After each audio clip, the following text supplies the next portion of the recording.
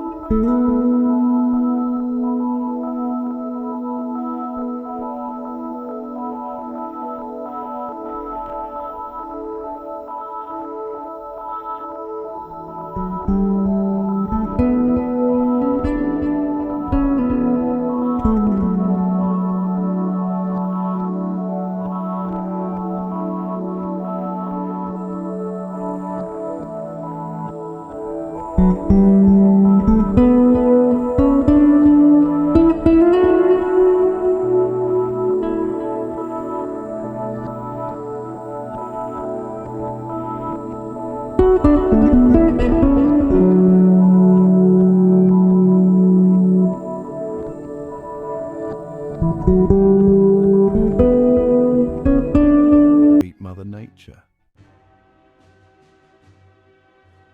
Let's shift gears now from feathered foes to a figure shrouded in mystery and intrigue, Cleopatra. We all know Cleopatra as the last active ruler of ancient Egypt, a woman of power, intelligence, and let's face it, a penchant for dramatic flair. But here's something that might just blow your mind. Cleopatra lived closer in time to us, here in the 21st century, than she did to the construction of the Great Pyramid of Giza. Let that sink in for a moment. The Great Pyramid, that iconic symbol of ancient engineering and architectural prowess, was completed around 2560 BCE. Cleopatra VII, the Cleopatra we're most familiar with, ruled Egypt from 51 to 30 BCE. Do the math, and you'll realize that there's a time gap of over 2,500 years between the completion of the Great Pyramid and Cleopatra's reign. It's a stark reminder of the vastness of history and the incredible longevity of civilizations like ancient Egypt. All right, folks, buckle up because we're about to enter the realm of the truly bizarre. Let's journey back to 1518 to the city of Strasbourg, then part of the Holy Roman Empire. It was a time of political upheaval, religious fervor, and, as it turns out, a whole lot of uncontrollable dancing. Imagine this, it's a hot summer day in Strasbourg, and a woman seemingly out of nowhere begins to dance wildly in the streets. Not just any dance, mind you, but a frenzied manic jig that seems to consume her entirely. Now, this being the 16th century, people talk, and soon a crowd gathers, mesmerized by this woman's bizarre behavior. But here's where things get really weird. Instead of dismissing it as a one-off incident, other people start joining in. Within days, dozens of people are dancing in the streets of Strasbourg, their movements growing increasingly erratic and uncontrolled. Physicians were baffled, unable to explain the cause of this strange affliction. Some speculated it was caused by hot blood, while others blamed it on demonic possession or even divine wrath. The dancing plague, as it came to be known, continued for weeks, with some accounts claiming that up to 400 people were affected. Sadly, the constant, strenuous dancing took its toll, with some dancers collapsing from exhaustion, heart attacks, or strokes.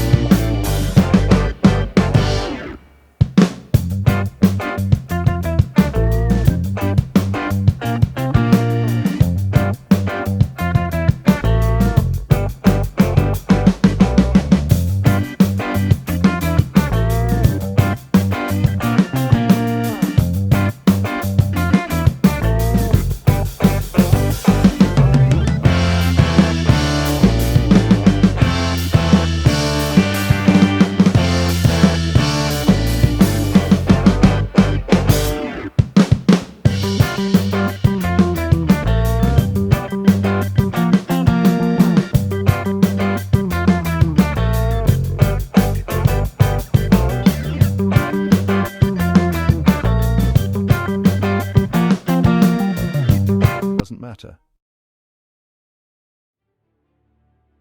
Chapter 5.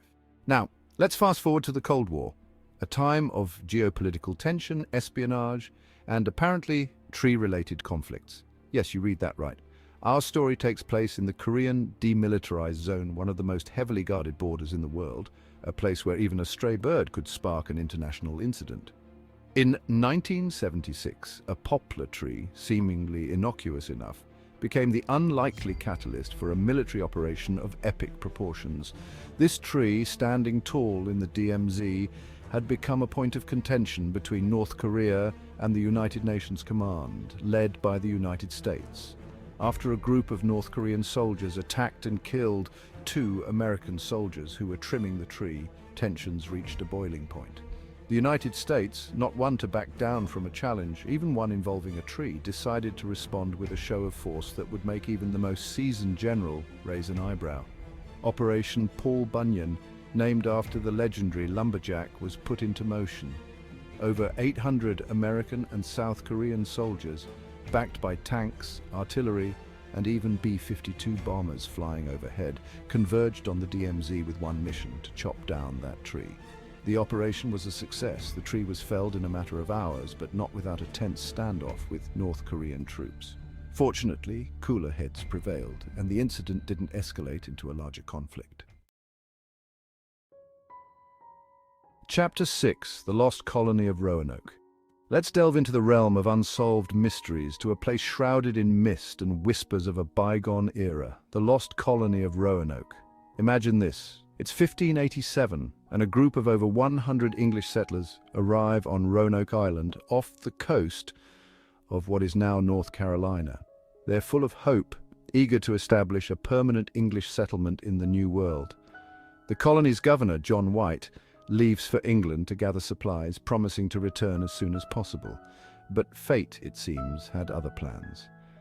When White returned to Roanoke in 1590, he was met with an eerie silence. The settlement was deserted, the houses abandoned, with no signs of struggle or violence. The only clue to the colonists' fate was a single word carved into a post: Croatoan.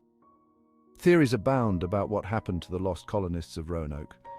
Some speculate they were absorbed into nearby Native American tribes, while others believe they fell victim to disease, famine, or even a hostile encounter with Spanish explorers. The mystery of Roanoke remains one of history's most enduring enigmas, a chilling reminder that even in the age of exploration and discovery, the unknown held sway, and sometimes the past keeps its secrets well hidden. Chapter 7. Ancient Egyptian Light Bulbs. Let's journey back to the land of pharaohs, pyramids, and perhaps ancient light bulbs. Now, I know what you're thinking. Ancient Egyptians with electricity, it sounds like something out of an Indiana Jones movie, right? But hear me out, because this theory, while considered fringe by mainstream historians, is too intriguing to ignore. Deep within the Temple of Hathor at Dendera, Egypt, there are intricate carvings that have sparked debate and fueled the imaginations of those who believe that the ancient Egyptians possessed knowledge far beyond what we give them credit for. These carvings depict objects that bear a striking resemblance to modern-day light bulbs. They show a large, elongated, bulb-like object with a filament-like structure inside, all housed within what appears to be a socket. Some theorists propose that these carvings are evidence that the ancient Egyptians had access to electricity, thousands of years before its official discovery. They point to the lack of soot deposits within the temple, which would be expected if torches or oil lamps were used for illumination. Mainstream historians, however, remain skeptical, arguing that these carvings are more likely symbolic representations of mythological objects or rituals. Chapter 8. The Oldest Known Your Mum Joke. And now for our final stop on this whirlwind tour of historical oddities, let's take a moment to appreciate the timeless art of humor, or at least what passed for humor nearly 4,000 years ago. Believe it or not, the oldest recorded joke, dating back to ancient Sumer around 1900 BCE, is a your mum joke. Yes, you heard that right. It seems that even in the cradle of civilization, people couldn't resist a good, or in this case rather crude, jab at someone's mother. The joke itself, translated from a Sumerian tablet, goes something like this. Something which has never occurred since time immemorial. A young woman did not fart in her husband's lap. I know it doesn't exactly have us rolling on the floor laughing, but hey, humor is subjective, right? Plus, you have to admire the ancients for their straightforward, no-nonsense approach to comedy. This ancient quip offers us a glimpse into the everyday lives and sense of humor of people who lived millennia ago. It reminds us that despite the vast differences in our cultures and times, some things, like the urge to make light of life's absurdities, are truly timeless. That wraps up our look at some of history's most curious and entertaining facts. If you enjoyed this dive into the quirky side of history, don't forget to like, comment, and subscribe for more fun and fascinating stories from the past. Thanks for watching Past to Present.